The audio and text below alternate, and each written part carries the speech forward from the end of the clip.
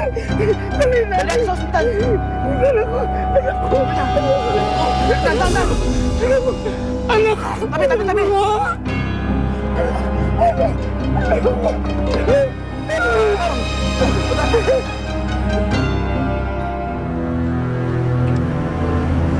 Kanina pa tayo nandito, Egay. Anong oras ba sila dadating? Aga pa kaya? Basta pag may magtanong kung ba tayo magkasama, nagkita lang tayo sa recording studio, ha? Oo. Running. So anong plano mo bukas, ha? Na hindi ka na basta kasalan? Ano mo, imbes na mag-isip ka ng mga paraan para busitin ako, mag-isip ka na lang ng paraan kung paano mapipigilan ang kasal bukas. Ano naman gustong gawin ko?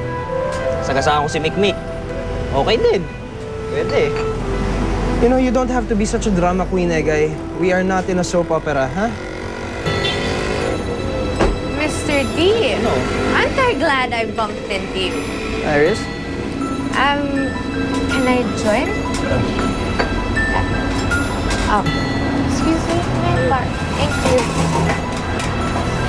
So, what's this everyone's talking about? Andre's gonna get married with Mikmik?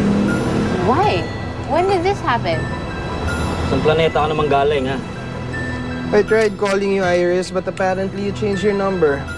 And your mom said you were in the States, so... I can't believe this. Papakasalan niya si Mikmik.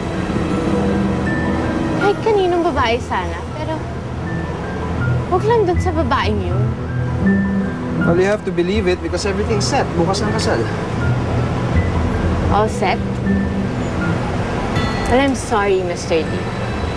Hanggat hindi sila kasal, there's a chance it won't push through.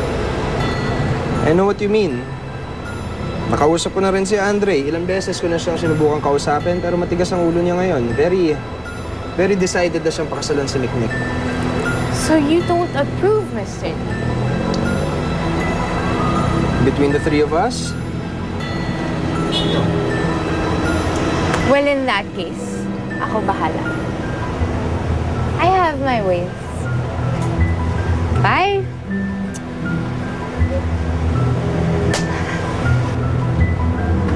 kita mo na, Egay?